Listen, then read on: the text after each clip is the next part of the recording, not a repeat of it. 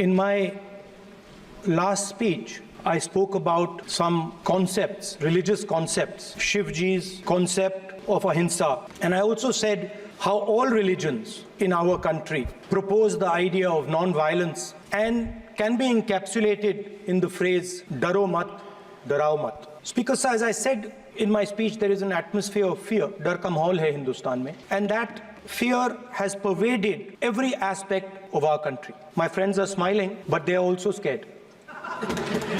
Sir, you see, the problem is, sir, in the BJP, only one man is allowed to dream to be Prime Minister. If the defense minister decides he wants to be Prime Minister, there's a big problem. There is fear. So this fear has been spread throughout the country, and the question I was asking myself was, why is this fear spreading so deeply? Why is it that my friends in the BJP are terrified, the ministers are terrified, the farmers of India are terrified, workers, youngsters? एक जवाब मैं propose करता हूं आज।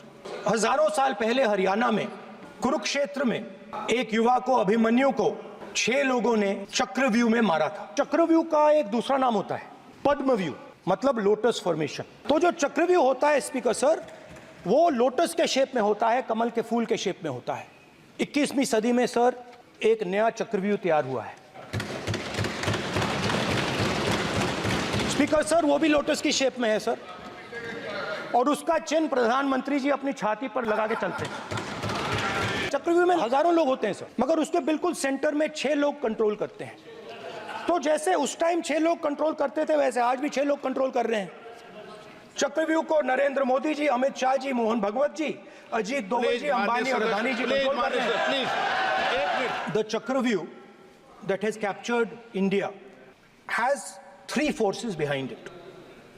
First is the idea of monopoly capital, that 2 people should be allowed to own the entire Indian wealth.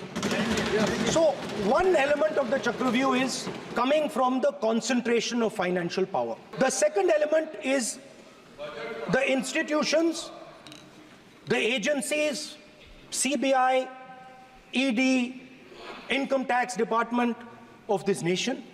And the third is the political executive. Speaker sir, these 3 together are at the heart of the Chakravyuh. And they have devastated this country. Speaker sir, my expectation was that this budget would weaken the power of this Chakravyuh.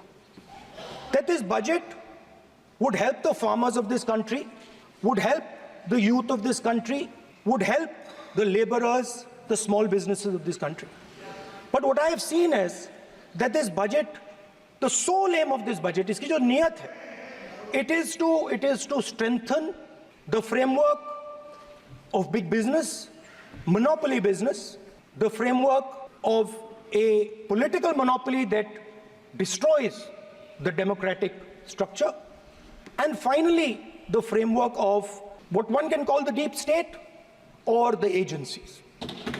And the result of this has been, पहला काम इस चक्रव्यूह ने क्या किया? जो हिंदुस्तान को रोजगार देते हैं, स्मॉल एंड मीडियम बिजनेसेस हैं, जो करोड़ों युवाओं को रोजगार देते थे, उन पर इस चक्रव्यूह ने आक्रमण किया। कैसे किया? नोटबंदी, जीएसटी और टैक्स टेररिज्म। आप लोग आतंकवाद की बात करते हो, पूरे देश में अगर कोई भी व्यक्ति छोटा बिजनेस चलाता है तो रात को उसको फोन कॉल आता है इनकम टैक्स डिपार्टमेंट से, जीएसटी से, और टैक्स टेररिज्म का वो शिकार बनता है। इस टैक्स टेररिज्म को रोकने के लिए बजट में आपने कुछ नहीं किया है। तो टैक्स टेररिज्म के कारण, और ये जो आपकी नीतियां हैं, जो आपने कोविड के समय बड़े बिजनेसेस की मदद की और जो स्मॉल एंड मीडियम बिजनेसेस थे उनको खत्म किया, उसके कारण आज हिंदुस्तान के युवाओं को रोजगार नहीं मिल सकता है। एक युवा को रोजगार नहीं मिल सकता है। बजट में आपने इंटर्नशिप प्रोग्राम की बात करी, और ये शायद एक मजाक है, क्योंकि आपने कहा कि ये इंटर्नशिप प्रोग्राम सिर्फ हिंदुस्तान की 500 सबसे बड़ी कंपनियों में होगा, और 99% जो हमारे युवा हैं उनको इस इंटर्नशिप प्रोग्राम से कुछ लेना देना नहीं, कोई फायदा नहीं होने वाला है। तो आपने पहले टांग तोड़ दी और उसके ऊपर आप बैंडेड लगाने की कोशिश कर रहे हैं। मेन मुद्दा आज युवाओं का एग्जाम पेपर लीक है। जहां भी हम जाते हैं आपने बेरोजगारी का चक्रव्यूह बना दिया इनके लिए, और जहां भी हम जाते हैं वो कहते हैं देखिए बेरोजगारी है मगर पेपर लीक भी होता है। तो आपने एक साइड पेपर लीक चक्रव्यूह, दूसरी साइड बेरोजगारी चक्रव्यूह। पेपर लीक मैं आपको बताता हूं 10 साल में 70 बार हुआ है। अगर आप जानना चाहते हैं, 10 साल में 70 बार हुआ है। पेपर लीक के बारे में फाइनेंस मिनिस्टर ने बजट में एक शब्द नहीं कहा है। युवाओं के लिए पेपर लीक सबसे जरूरी मुद्दा है, उन्होंने एक शब्द नहीं कहा है पेपर लीक के बारे में। और उल्टा जो एजुकेशन बजट में पैसा देना चाहिए था वो आपने 20 साल में सबसे कम पैसा दिया है। 2.5% of budget is gone to education. दूसरी तरफ पहली बार सेना के जवानों को आपने अग्निवीर के चक्रव्यूह में फंसाया। इस बजट में अग्निवीरों के पेंशन के लिए 1 रुपया नहीं है।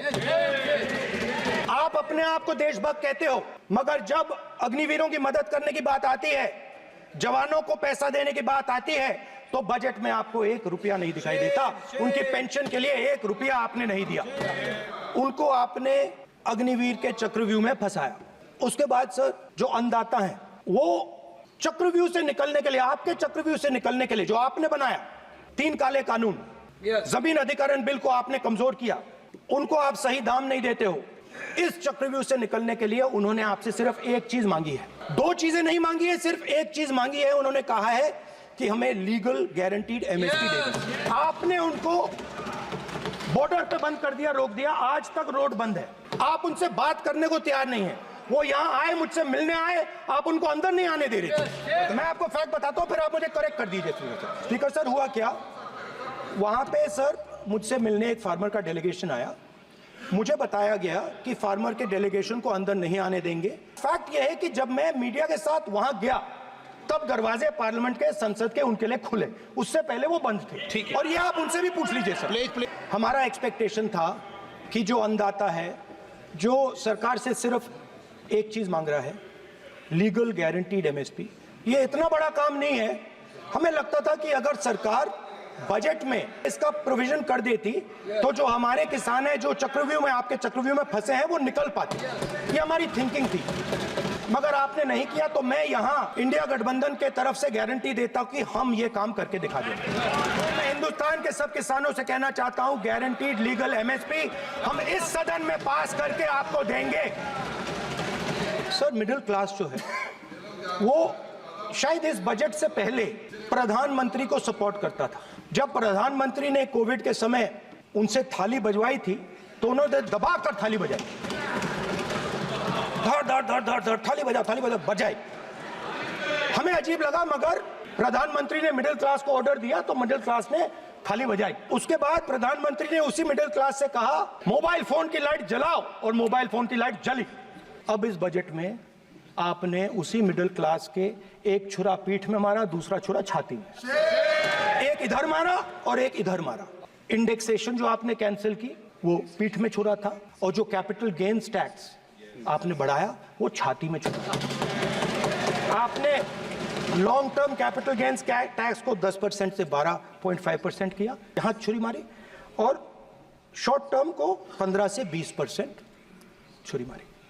दुख की बात है, मगर इसमें एक इंडिया गठबंधन के लिए एक हिडन बेनिफिट है। मिडिल क्लास अब आपको छोड़ने जा रही है और इस साइड आ रही है। तो मेरा कहना है, जहां भी आपको मौका मिलता है आप चक्रव्यूह बना देते हो। एक चांस मिलता है आप चक्रव्यूह बना देते हो, हम चक्रव्यूह तोड़ने का काम करते हैं। हमारे बजट में किसान का कर्जा माफ हुआ, चक्रव्यूह तोड़ा, मनरेगा हुआ, चक्रव्यूह तोड़ा। तो हम चक्रव्यूह तोड़ने का काम करते हैं, आप चक्रव्यूह बनाने का काम करते हो। आप चाहते हो कि हिंदुस्तान छोटे छोटे खांचों में रहे, हिंदुस्तान के गरीब लोग सपना ना देख पाए, सिर्फ अदानी और अंबानी। अरे सर सर कैसे बोलूं सर? सर तो सर मैं फिर मैं सर 3 और 4 कह देता हूं उनको, 3 और 4 ठीक है सर। ये जो 2 लोग हैं सर, ये हिंदुस्तान के इंफ्रास्ट्रक्चर को, बिजनेस को कंट्रोल करते हैं सर। इनके पास एयरपोर्ट है, टेलीकॉम का सिस्टम है, अब पोर्ट्स हैं, अब रेलवेज में जा रहे हैं सर। इनके पास हिंदुस्तान के धन की मोनोपोली है। तो सर मैं समझ नहीं पा रहा हूं इनके बारे में मैं इंडिकेट कैसे करूं। इनके बारे में बोलना तो पड़ेगा सर। अगर आप हमें कहो कि इन दोनों के बारे में आप बोल ही नहीं सकते तो वो तो हमारे लिए एक्सेप्टेबल ही नहीं है सर। हमें तो बोलना है। अब आप चाहते हो कि नाम ना ले तो कोई और सिस्टम दे दीजिए हमें। A1 एंड A2 की रक्षा करनी है, मैं समझता हूँ, नो प्रॉब्लम। वो सर ऊपर से ऑर्डर आया है सर ऊपर से ऑर्डर आया है सर, मैं समझता हूँ, मैं इस पर कोई टिप्पणी नहीं करूंगा। देश में तकरीबन 73% दलित, आदिवासी और पिछड़े वर्ग के लोग हैं और ये हिंदुस्तान की मेन शक्ति है, स्ट्रेंथ है। और सच्चाई है कि इनको कहीं भी जगह नहीं मिलती है। इनको बिजनेस में जगह नहीं मिलती है, इनको कॉर्पोरेट इंडिया में जगह नहीं मिलती है, इनको सरकारों में जगह नहीं मिलती है। ये देखिए सर, प्लीज ये देखिए सर, तो मुझे ये करना है सर, वो देखो आगे।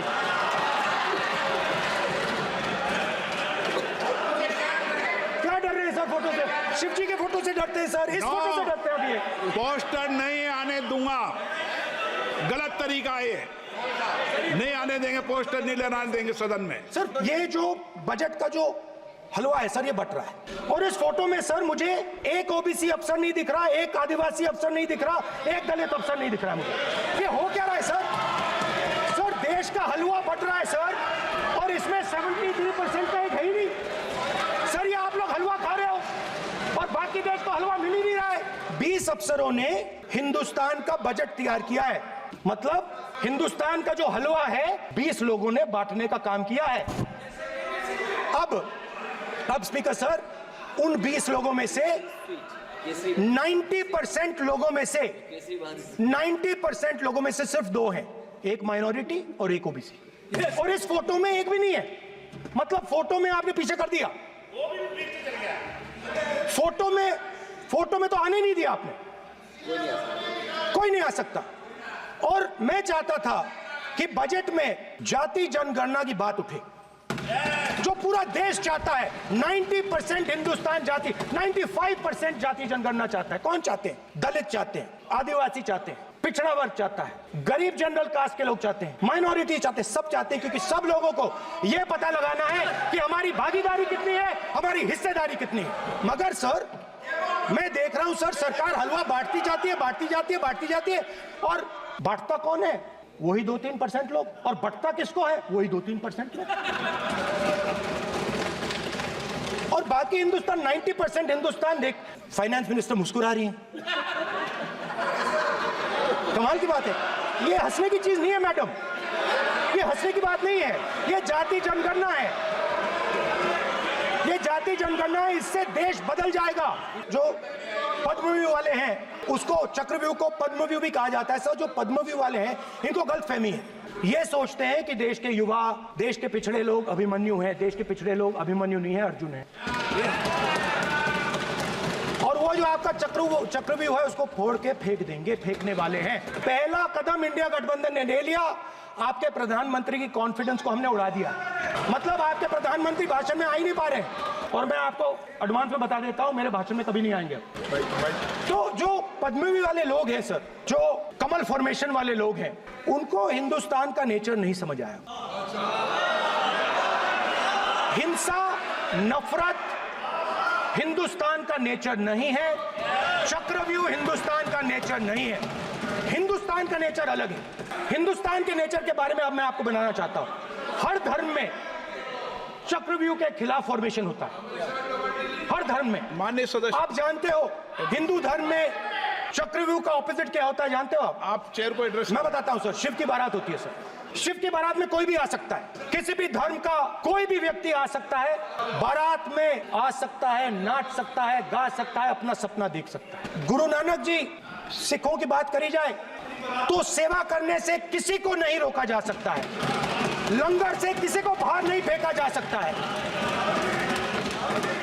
सर इस्लाम में कोई भी मस्जिद में आ सकता है, चर्च में कोई भी घुस सकता है, संघा में कोई भी आ सकता है सर, मगर इनके चक्रव्यूह में सिर्फ 6 लोग हैं सर।